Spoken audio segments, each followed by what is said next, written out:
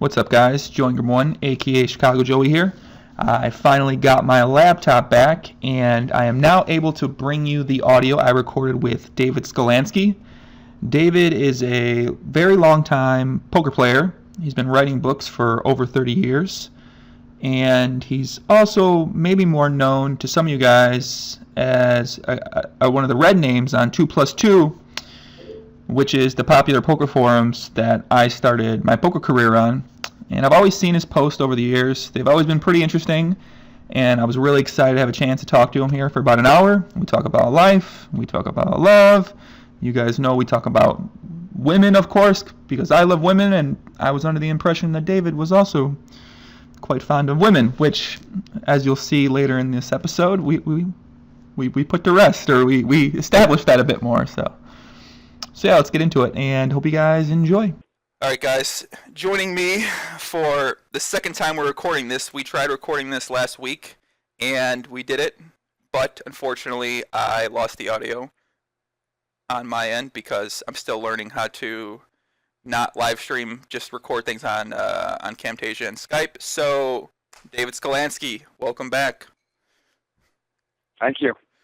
I'm very happy for you to join me again, and I just want to let you know that during the last conversation we had, you told me one new term that I have used nonstop on my live streams this week, which was the term fun player. Do you remember telling me about a fun player and what a fun player was? Fun player. Well, I don't remember using that term, but I would think that I meant it to be defined almost the way it sounds. I think we were talking about, you were describing a fun player being, we were talking about possible changes to online poker, and you Right. mentioned the fun players, they want to play, you want to keep them in action longer. So now I've started calling every bad player a fun player, and I'm so happy that you told me that term. Thank you very much for that. Okay.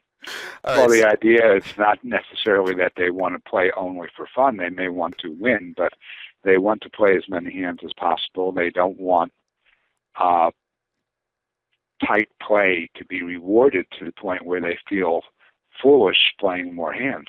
Mm-hmm. Well, I'm still adopting. I'm still trying to figure out my definition of fun player, because I like your definition though. But I gotta tell people who you are. For those that are listening that don't know, you are one of the red names, the moderators, the co-owners of 2+2, the poker forum that this is all kind of, this podcast is based around. And you're also a poker author who has written 13 books. 13 books, yes. 13 books, and In some cases I co-authored, but yes, altogether 13. And you've been a writer for 38 years. 38 years, yeah. Damn. My first book was 1970.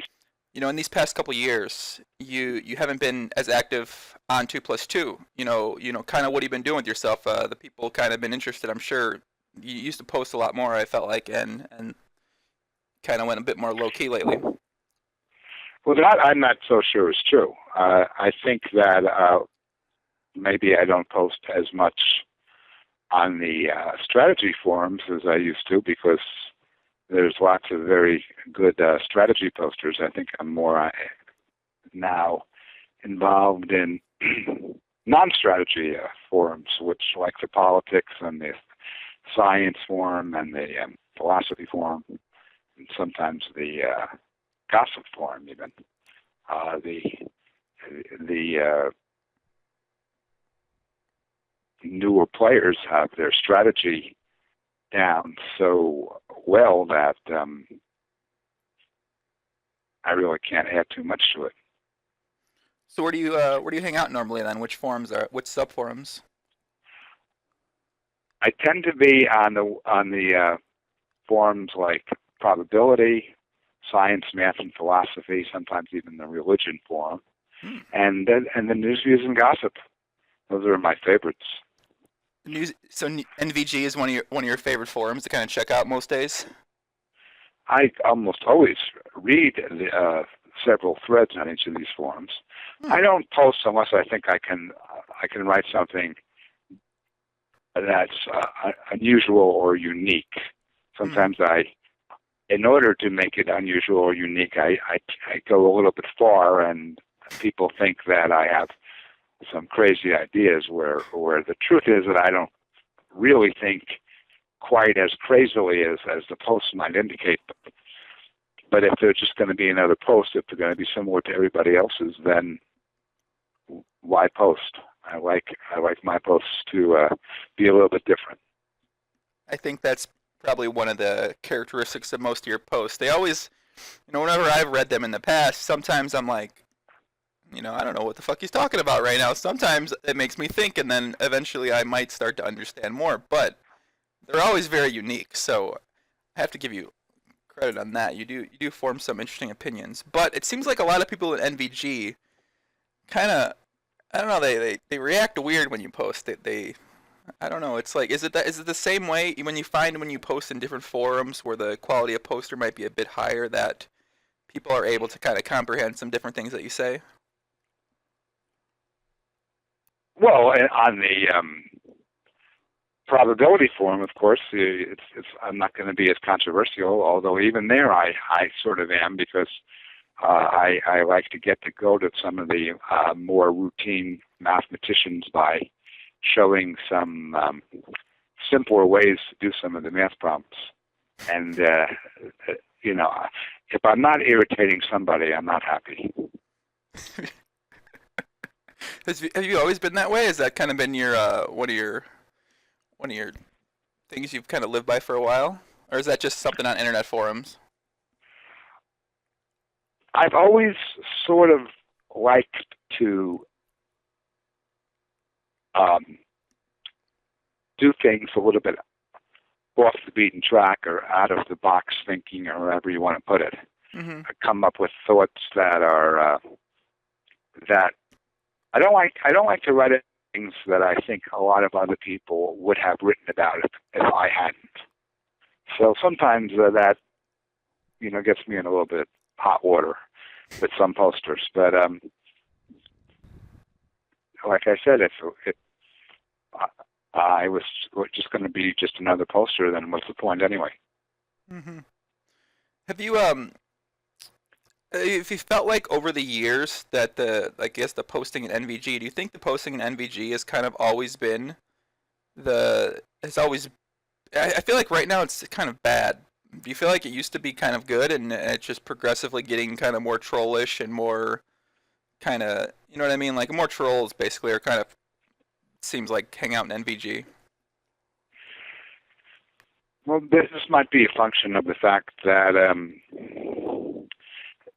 with internet being, still mainly illegal in the United States, and internet poker not being as widespread, and there's less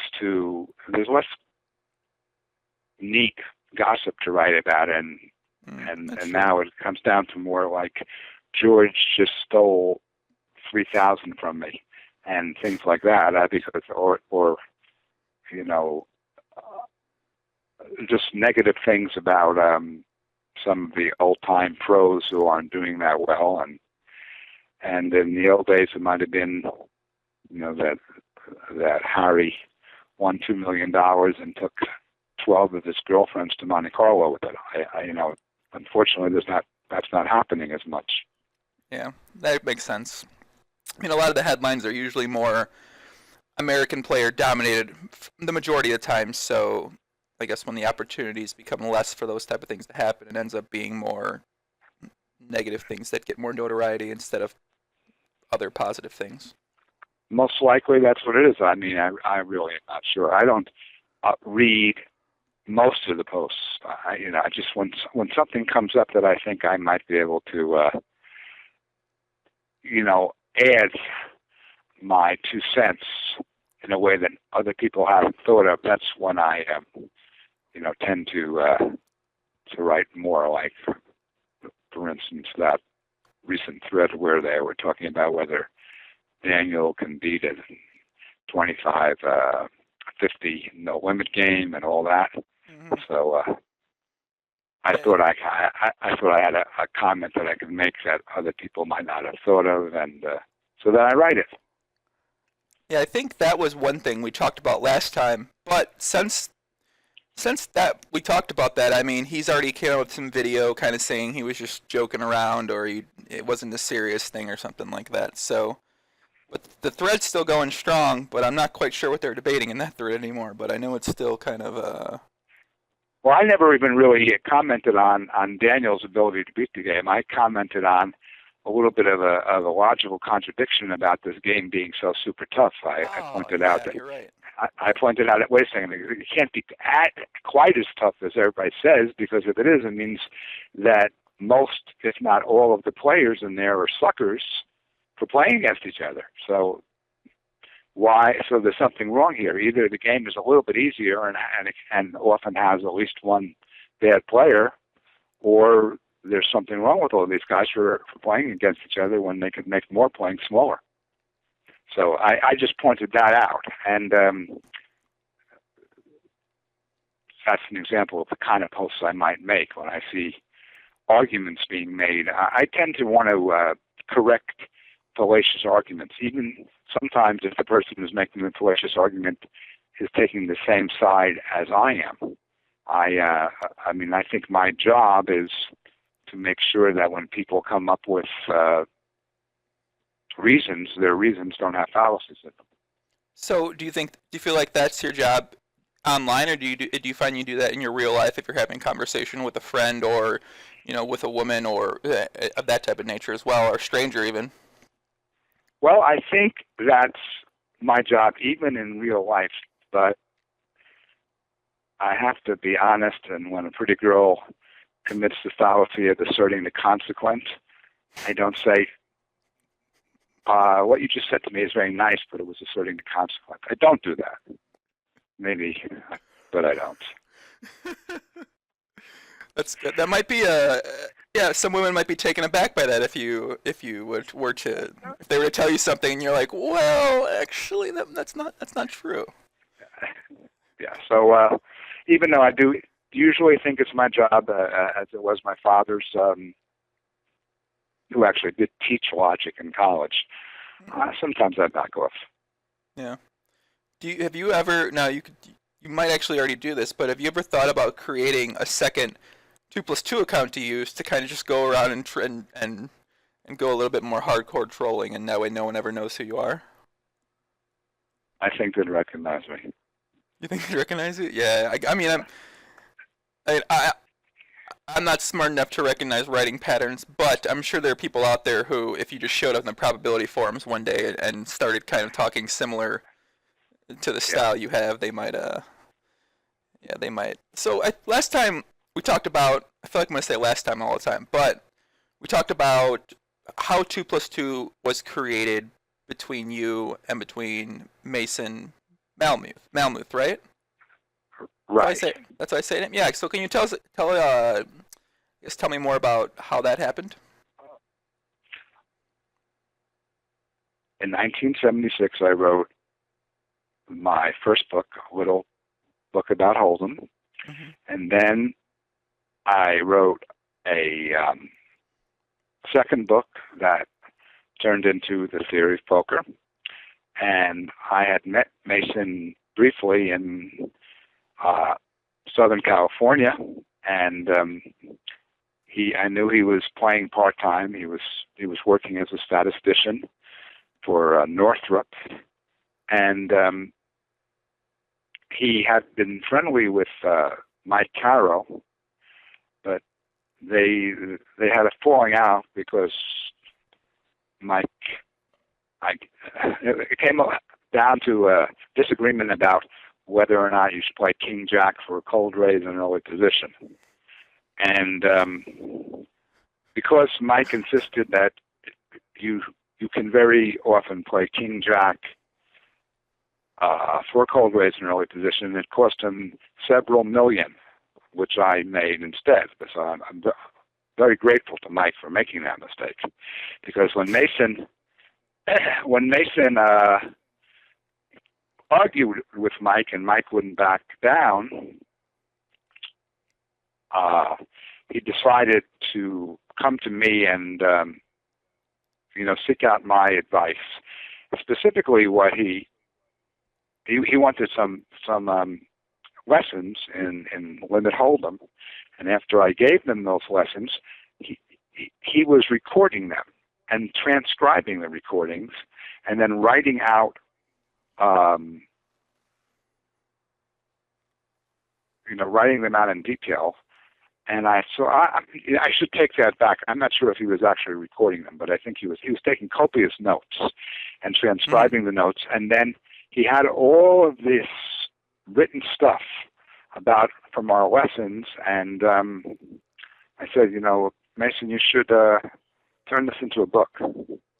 And he said, really? I said, yeah, you have all this stuff. Why don't you write it out as a book? And he said, well, you already have a Hold'em book. I said, yeah, but this is more advanced. We'll call it Hold'em Poker for Advanced Players. And he said, well, we can't call it Hold'em Poker for Advanced Players because there are so many people who are not advanced. And I said, that's not a problem because they will think that they're advanced and they will buy it. And they did. And then shortly thereafter, we did the same thing. We went through the same process with 7-Card Stud.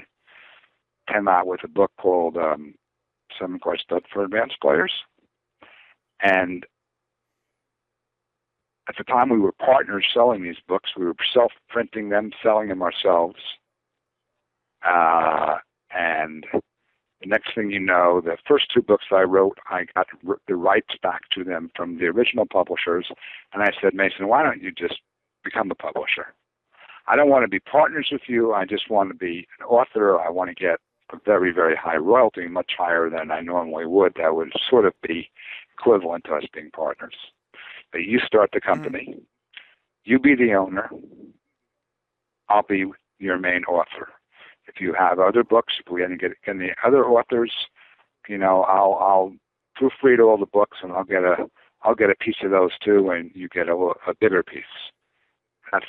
And you put up the money, you do everything, and I'm just because I don't want to be a businessman. I just want to be an author and a poker player. That sounded good to him. He had been in business to some degree all his life. He had quit by now. By this point, he had quit his job, and then he started the 2+2 company. Then I, wrote several more books, and he got a couple other authors, notably Dan Harrington, to write for him. And we started a website, and that was the 2plus2.com. It's actually 2 different companies, but there you have it. That's basically how it all happened.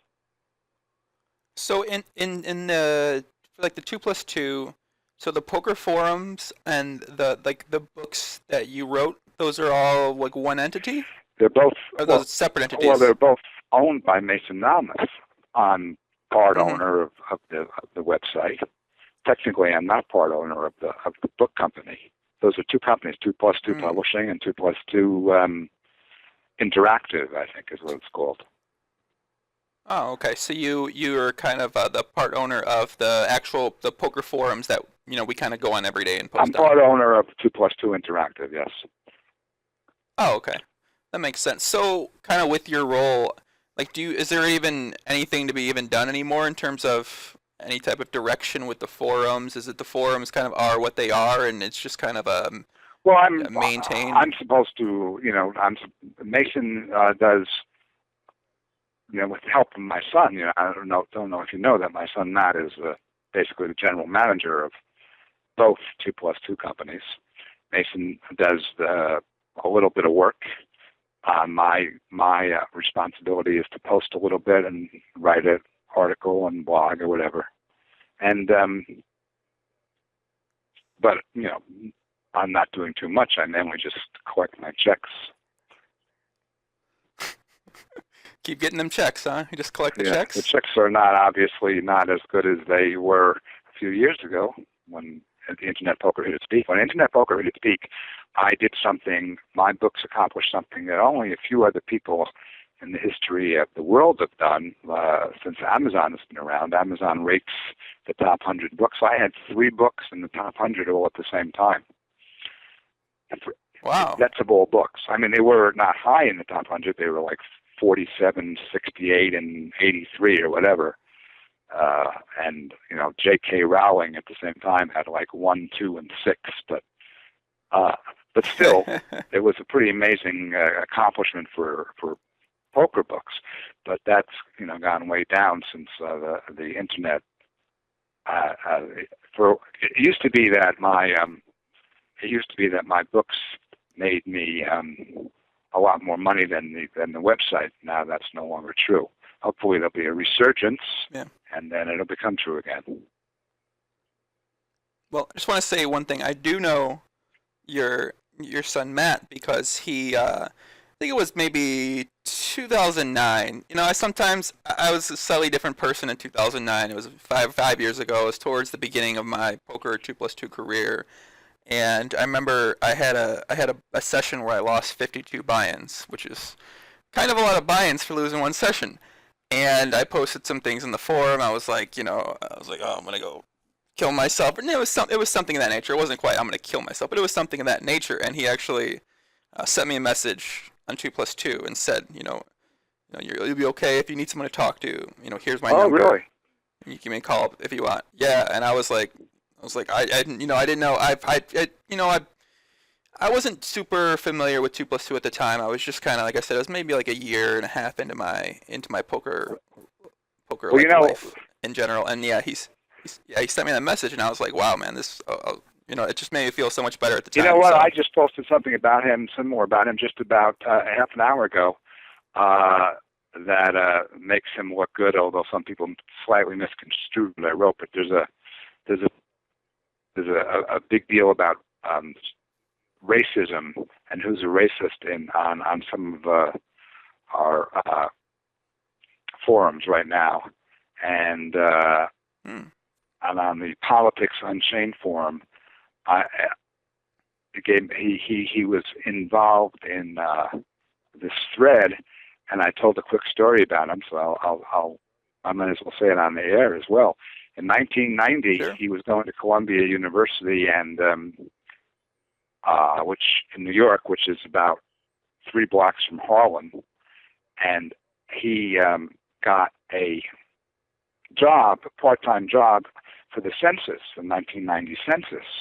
But where he had to work was right in the middle of Harlem, where there were like 200 young people working, but they were all black. And this is in the days when there was some militancy and resentment, more even than now, toward the white people who had all the power and all the money. Although things were starting to change. And anyway, they were separated into groups of like 12. And you said we were in New York, and you talked about how they were split up into groups of 12. Okay, and that's as far as I got?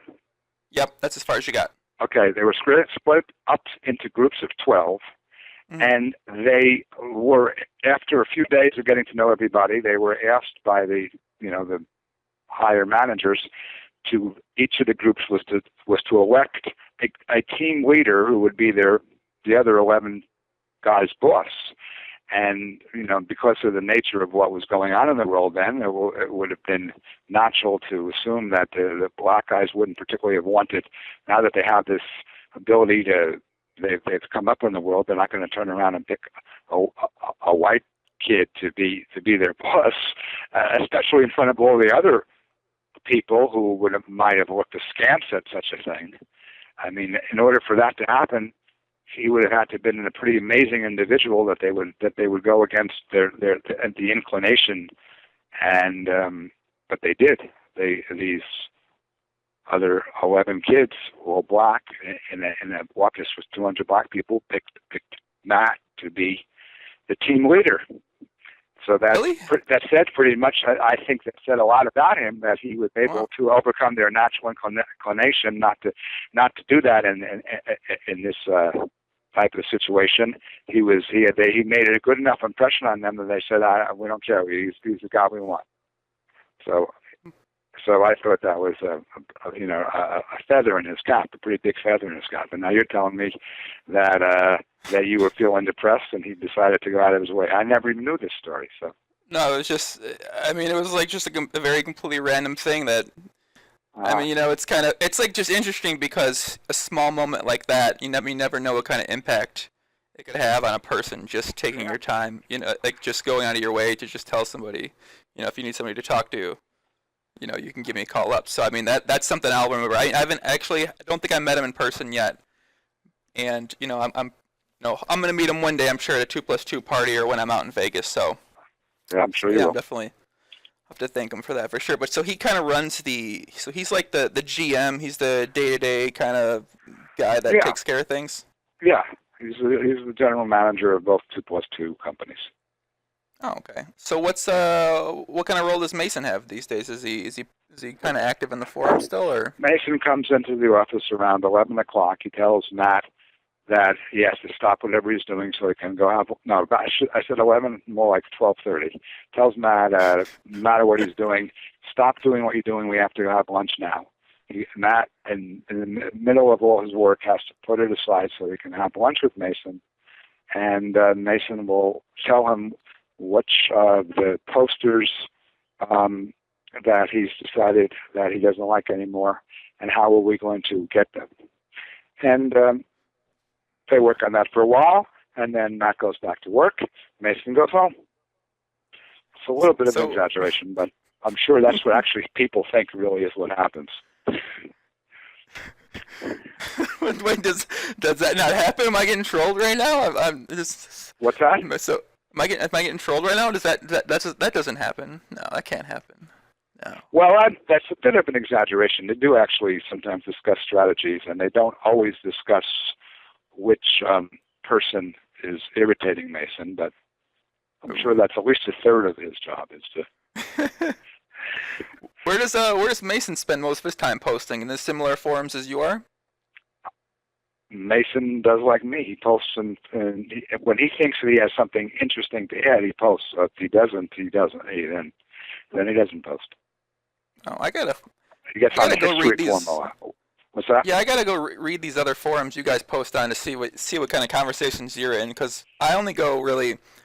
Obviously, I play PLO now, so I'm only really in the high stakes PLO thread or the forum for the most part, and that's kind of my home. I think everyone's got their like home turf. You have a very very a narrow view of what's going on on 2+2. 2+2 has some of the smartest people in the world in about 80 different subjects, and only about 20 of those have anything to do with poker. I mean, we're talking about if you want to learn the best way to do a concentration curl, you can go to bodybuilding.com, or you can go to our health and fitness forum. If you want to know, what Obama's next move is going to be, you can go to our politics forum. And just anything. I mean, have you ever looked at all the names of our forums? We haven't. They just go from one thing to another. There's some on poker, but then we have things like backgammon, psychology, sports betting, internet poker, other topics, golf, snooker, sporting events, politics, student life. Over the years, I've clicked on a couple of those forums, but I think for the most part, my life. The last 6 years of my life have been pretty much 5 years was 100%. I was focused on playing poker, and the only places I posted were the forums that either BBV when I was posting like my insane brag graphs or my big losing sessions, I'd post in there. But outside of that, I would just kind of post in the forum that was my home, and I would be playing poker, and I'd be posting with the regular people and with my friends that I made through the forum and stuff like that, and that's kind of where. I've been spending most of my time. There's nothing wrong with that. I'm just saying that you may have had a narrow view of what you can find on 2+2. There are people who are experts in anything you can think of. Yeah. Mm-hmm. Well, I mean, this past year, maybe I've taken up new hobbies, and I've been really interested in learning new things, and I haven't necessarily been as 100% all in on poker. So, now that you point that out, and I was thinking about the other day, I was like, I only really spend all my time in this like sub forum. I really should maybe click around But on the other hand, when you're kind of going into a new community or new forum, new subforum, and you're trying to maybe put yourself a part of that, it's always kind of an intimidating thing as like an outsider, trying to add your 2 cents in or get involved or that type of thing. That I don't know. I mean, they're pretty friendly to newcomers. One forum that you might like would be the business and finance. If you're branching out from poker, you might want to know what to do with your money, and there are people there, whether it be the stock market or I mean, they have threads on how to start a pizza shop, and should you buy gold, and what's the best, should you refi. I'm just looking right now. I happen to be in front of my computer, and I'm looking at the business forum, and they're talking about bitcoins, refinance a new car, advice needed for opening a head shop. Okay, so you ask me anything about being an associate at a private equity firm. Oh, You know, seems pretty fun. so there's just everything you can possibly imagine, and if it's not on the first page, you go to the search function, and you'll probably find it somewhere in there. I'll check. I mean, obviously, since I'm getting more into the whole entire podcasting thing, it's kind of like you're in a way your brand is yourself. So I mean, that's kind of essentially its own form of a business. So I've been trying to read different things on that type of thing when I'm not playing poker. So that sounds like a kind of sub forum I'd be interested in checking out. Well, if you think about it, poker players, especially the ones who find going to the internet to get more information, are usually very intelligent people, and they usually have other interests.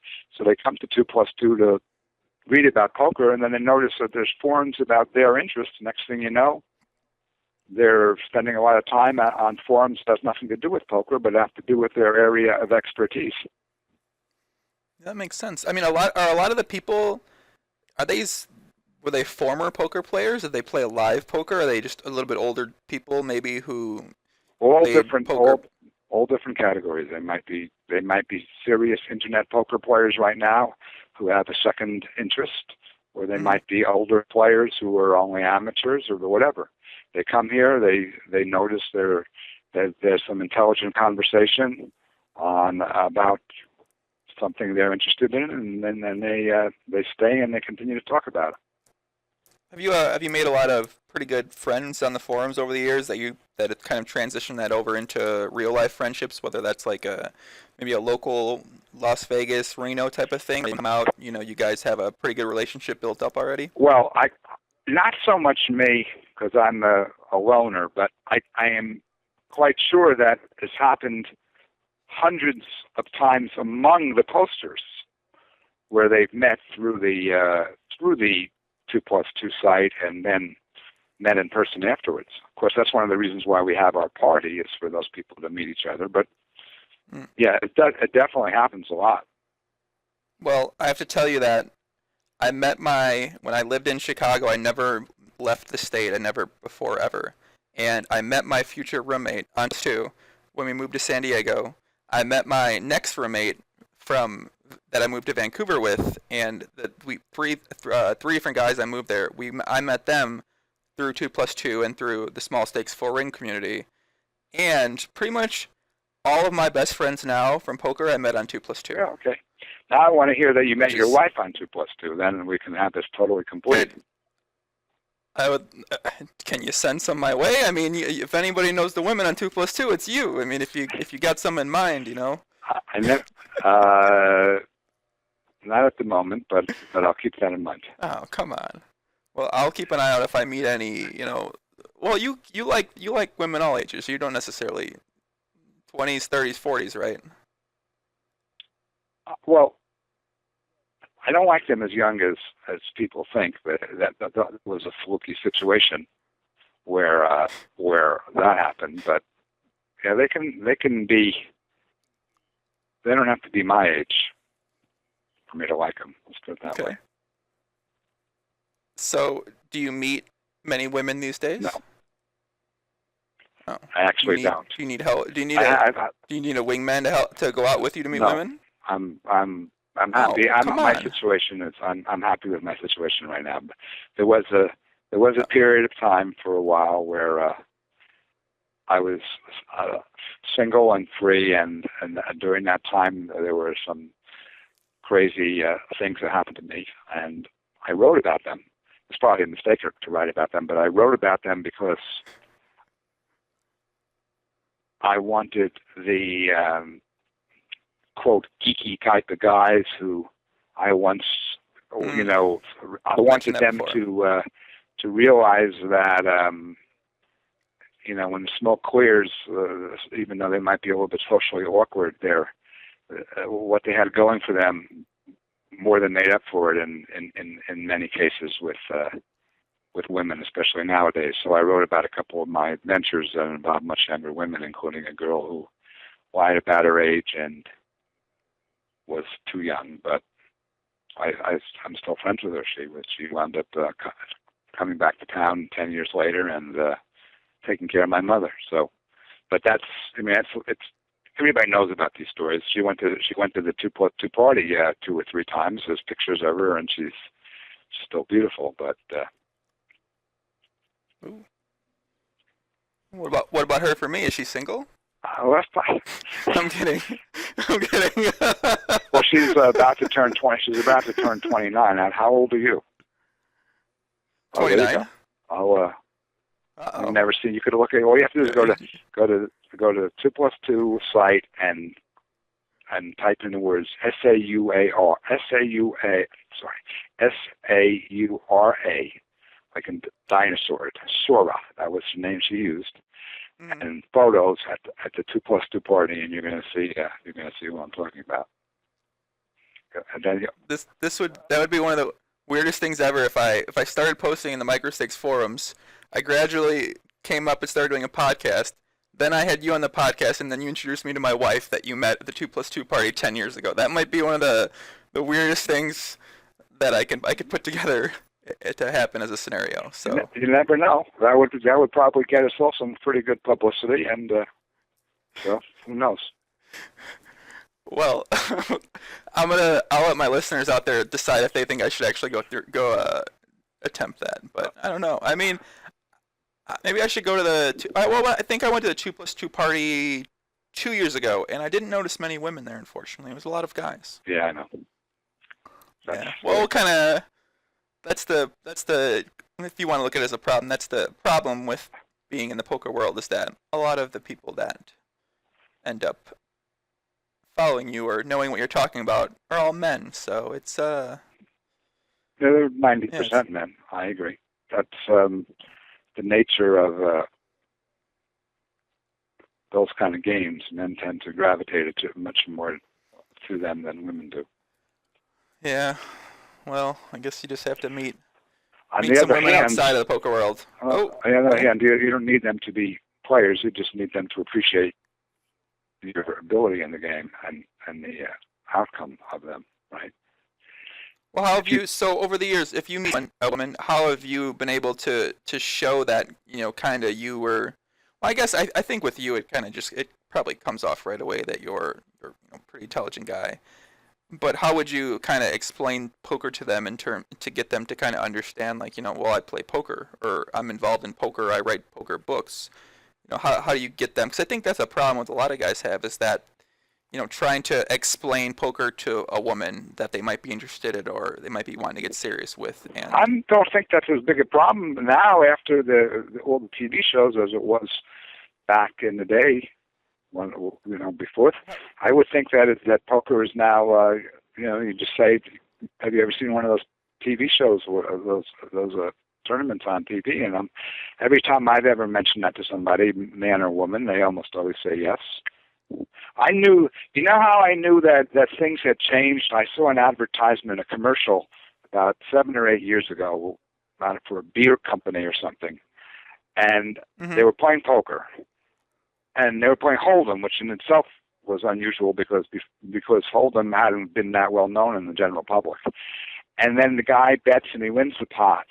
And they zoom in and he turns over 7 deuce. And I said to myself, oh my God, the in order for that commercial to work, they had to have assumed that a lot of the general public understands that seven deuces is the worst hand. I mean, it would have been unheard of for them to have done something like that 20 years ago. And so I don't think that poker. I think if you tell people you're a professional poker player, or you tell girls that you're a professional poker player, that you'll get the same reaction as you would have, before you were born. Well, how was it for you, kind of, when back in the '90s? I guess were you were making your living mainly as a poker player then, or were you making money as author or another type of job? The books only started to make me decent money about 15 years ago, and they only started to make me big money about 8 years ago or whatever it was. So before that, I was a poker player. I was also a professional gambler in other ways, blackjack and also finding mistakes at casinos. Casinos used to have these promotions that were mathematically erroneous, and I would swoop in and in a few cases make some pretty big scores because I didn't know what they were doing. But it was mainly poker from 1972 to 1995. I was almost all poker, a little bit of blackjack.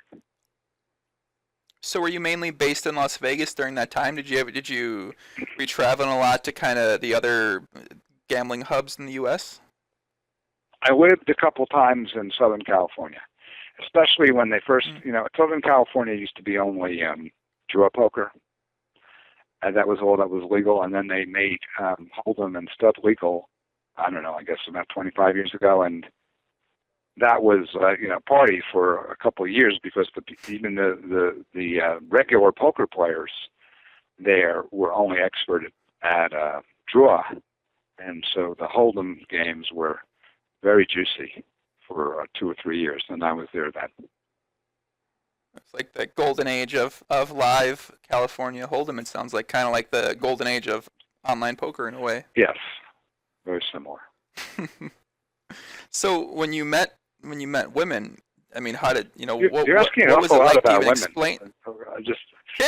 Well, I know you like women. I know I like women. One of my common themes of my podcast has to do with women. But my question is, when you meet women, then what did you tell them? You did, like, how did you explain poker and gambling to them? Believe it or not, you need to understand that except for a 6 or 7 year period in my life, I was with someone. I was with never mind. Yeah, then. I was not. I mean, I don't know where some. I thought you were a playboy, man. It was about running in. Yeah, from about age of 50 to 57. So that's about it, right then. From that age 50 to 57. Not any of the other times. No. I thought you were living on the edge for like 30 years. Nope. I lived with Matt's mother for a few years, and I was with someone for 10, and then someone else for another 8 years. No, I'm sorry. I do know, a little. I got a little bit of experience once I happened to split up with the lady I was with when I was 48 years old. So from like 48 to like I said, in about 55 or 56, there was some craziness going on, and that's it. Oh, well. All right. Well, I guess I got to take back some of those. I was operating under different impressions here. I thought, that's okay. Let's move on to a different topic then. I'm a nice Jewish boy, except for those 6 years. No. Hey, you're a nice, innocent guy. You're a hard-working guy. You're gambling. You're playing poker. You're with one woman. That's right. You're writing books. Nothing wrong with that. I think that's a good way to live. Mm-hmm. So, I mentioned this. I keep saying I'm going to mention this before, but I did. So I asked you before, in terms of goals in business, in poker, you mentioned that you wanted to potentially write a book about, I think it was Math Force algebra book, correct? Well, it just so happens that I believe that there's an opportunity to write an algebra book differently than any than has ever been written. It would be simpler than has ever been written. It's taking advantage of both my ability to teach algebra and some aspects of algebra that allow a book to be written in a way that's never done. And I don't want to get into too much detail because I don't want the idea stolen from me. But right now, 85% of high school kids fail their proficiency test, and the parents don't have a clue how to help them. And I think I can make a big dent in that particular problem. And that is one of my things I'm looking at right now, maybe with the help of a co-author who has the credentials to be taken seriously, because I'm guessing that even though I am a great algebra teacher, there'll be a little bit of pushback when they say, because this book would be for young, it could work even for kids as young as 10, and I could just hear the mother saying to the father, "So you want me to give Johnny an algebra book written by a professional poker player?" He might that might not work. I don't know, but we're just going to have to see. That's one of a few different projects I have. I'm also looking to maybe get more involved in the Wall Street game. There's a lot of there's a lot of overlap between what it takes to make money in Wall Street and what it takes to make money in gambling. And the best example of that is Sklansky Securities, which is, I think, the largest options trading firm in the world. And it was started by two poker players. And now they're both billionaires. And they were just... Really? Yeah, they just started out playing poker in Vegas. They're pretty well known, but there's a lot of money. There's a lot of erroneous thinking in the stock market, just like there is in poker. So why hasn't the stock market been something that you've already gotten into? Because it seems like that seems like something that would be right up your alley. That's something you'd be good at and be interested in. I've dabbled in it. I've made some money already in it. It depends what it is I was going to do. I was once offered a job to come to Susquehanna and work there, but I like getting up when I want and going to sleep when I want, and I have made money from just buying and selling stocks, but basically the answer is laziness for me. Makes sense. I think that's a common theme in most poker players is we're, kind of pretty lazy in a way. So, have you been operating at your own schedule, kind of getting up whenever you want since you were in 1970s? Yes. That's awesome. The number I hope to say that one.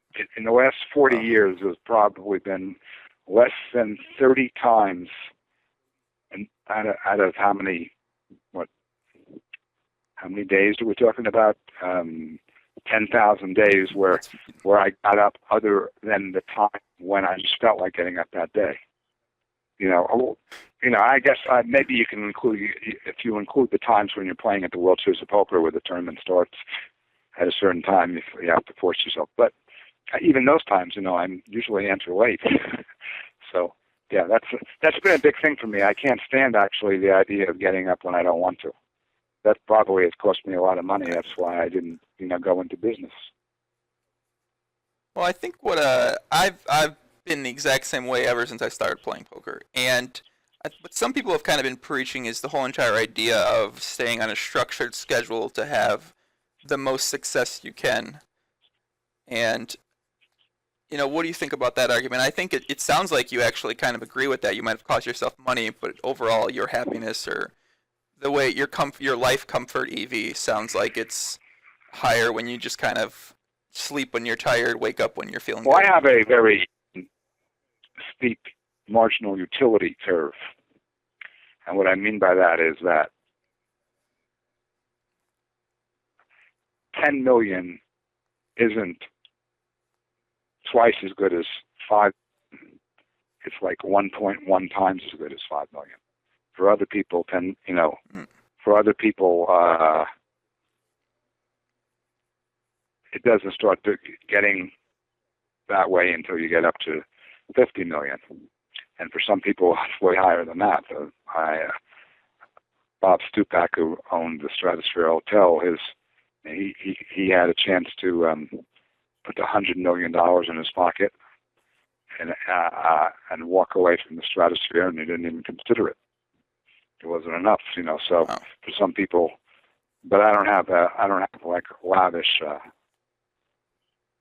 requirements. I don't need airplanes or stuff like that. So if I can work 8 hours a week and make 10,000 a week, I wouldn't work 25 hours a week to make 20 hours a week, to make 20,000 a week if I didn't like the job, But I think a lot of poker players are like that. So that's why they don't have these, Some feel differently. Like the guys who are playing in Macau right now probably feel differently. They got 10 million in their pocket and they're not satisfied. So. But that's. Yeah, I think. Yeah, I feel like that's kind of I don't want to necessarily I don't know. I kind of was like that way for a bit of time with poker, but I've since gotten over that whole entire phase of my life, I think, until, you never know, it might come back again. But you feel like you were kind of always that way? Or is that something maybe as you've gotten older? I've always been that way. See, I never enjoyed poker, the actual playing of the poker games as much as most pros do. I considered it mainly work. That makes sense. So you weren't like one of those guys who really felt like they loved the game or whatever like that? The game is interesting to analyze, but not so interesting to play. Especially, if you're playing, it's interesting if you're playing against great players, but if you're playing against great players, it's not that profitable. And if you're playing against bad players, it's much more profitable, but much less interesting. Right? You're just playing fundamental poker against bad players. If you're going to play good players, then you have to come up with more interesting strategies, and the game is more fun to play, but you're not making as much money. So do you play a lot of poker now, I guess, in tough games or I guess challenging games at all? I always want to have one bad player at the table. I mean, yeah. And I play mixed games when I do play in the bigger games. I play mixed games usually in the area of 200 and 400. But like I said, it's pretty much work. I've been playing for a lot of years. Yeah. It's not like there's anything more to enjoy. I mean, some guys enjoy it because they enjoy the challenge. Other guys enjoy it because they literally enjoy the gambling, and they're closet compulsive gamblers. People say that compulsive gamblers want to lose. I don't agree with that. I think compulsive gamblers want to gamble. It's just that because some few people actually win, that the psychologists have incorrectly assumed that compulsive gamblers don't want to win. I think they do want to win. They just don't. But you do occasionally get a compulsive gambler who plays well enough that he will win. And I think some of the people, some of the most famous poker players are in that category. I won't name any, but I think they are. It's pretty interesting. It's an interesting idea, actually. I guess I don't really get to know too many people or get to see them in their habitat where you'd find out if they're possibly that type of gambler, if they're a compulsive gambler who might just happen to win money. So I'm sure in Vegas you meet so many different types of gamblers out there, and I'm sure most of them all lose money. Most compulsive gamblers lose money, yes. I'm just very happy I'm not a compulsive gambler at this point in time in my life, and I hope that I never become one. It doesn't sound like you've ever really been that type of person. What's that? I said it doesn't sound like you've ever been that type of gambler, really. It sounds like you've always been kind of Well, smart I've about always it. been looking at gambling as one of the ways to make money without going to work. Writing books is in the same category. See, that's Yeah. I've never. I enjoy playing games, but not as much as the hardcore players. Yeah. Well, I guess I'll talk about one more thing, and then we can wrap this up. Because we mentioned the subject of a compulsive gambler, the most popular thread in News Views Gossip is about a possibly scamming compulsive gambler. Have you read that thread at all? The Michael Borovitz guy? I skimmed a couple of the posts, but I didn't really follow what was going on, and the answer really is no. Okay. Because that thread almost has 1 million views, and at some point in time, I think it was at 500,000. It was so popular, I decided that I wanted to know more about the guy, so I got him on a podcast and he told me that his whole life story that he posted on 2+2, and that was ended up on Deadspin, and then I asked him some questions about, just follow-up questions about the guy, and I think he would be what we'd consider one of these people, the compulsive gambler who I think he just loses very often, but he's got the other dynamic, which is the scamming dynamic to it, where he just tries to get money from people any way possible. Well, there's a couple other names that I won't name that have fit that characteristic. I can think of 3 guys, actually. There's the guy who is considered, 2 of them are great. Well, there are 3 guys who are considered great players, and they owe everybody. So, but Wow. I'm not going to name them. But they've all had a lot of, okay. when they borrow under false pretenses and this and that and the other thing. But that. Yeah. Well, have you What's seen? that? Have you seen a lot of that type of scamming? Maybe it's not really scamming. It's just trying to beg or get money from people, whether it's poker players or whether it's just regular people, from people that kind of want to stay in Yes, action. I've seen a lot. Sure have. Yeah, that's common. Really? I mean, they are desperate to get back in action, and they say what they have to say, and they may even pass a lie detector test at the moment that they're telling you they'll pay you back. But in fact, I once put up a philosophical thread about that: is what do you do to a person? How do you deal with someone who asks you to borrow money, and you know that they would pass a lie detector test that they're going to pay you back, but you also know that they won't pay you back? So what do you say to them? You can't say to them, you're lying when you're paying me back, because he thinks he's telling you the truth. Yet you know he won't pay you back. So that's one of the problems that people in the gambling world face a lot. You get what I'm saying? That people will tell you they're going to pay you back. I mean, they're sure they will. They're not trying to scam you, but you know you won't get your money. That's like, I mean, it's kind of, it's like crazy to imagine there's people that can get that way where they believe they're going to pay you back, but they're not going to pay you back. And well, let me end this with one little that they get funny sort of anecdote, which I've found interesting. Please do.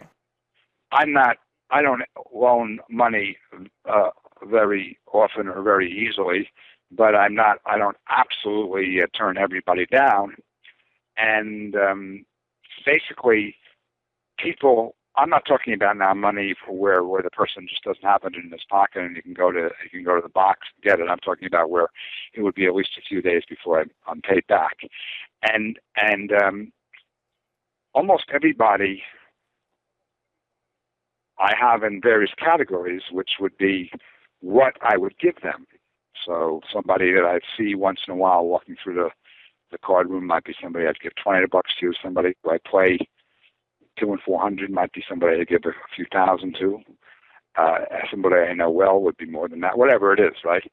But over the maybe I've been asked for money maybe 500 times in my life. 480 of those people were within 10% of the number that I had already predetermined in my mind was their limit. It's astonishing. They all seem to know somehow what my limit would have been, and they hit it right on the nose when they ask.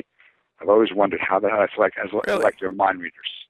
It's really interesting how that happens. The guys who go around borrowing money, whether it be a guy who's asking for a $20 bill or a $1,000 bill, he knows what his limit is, and he comes right up with it.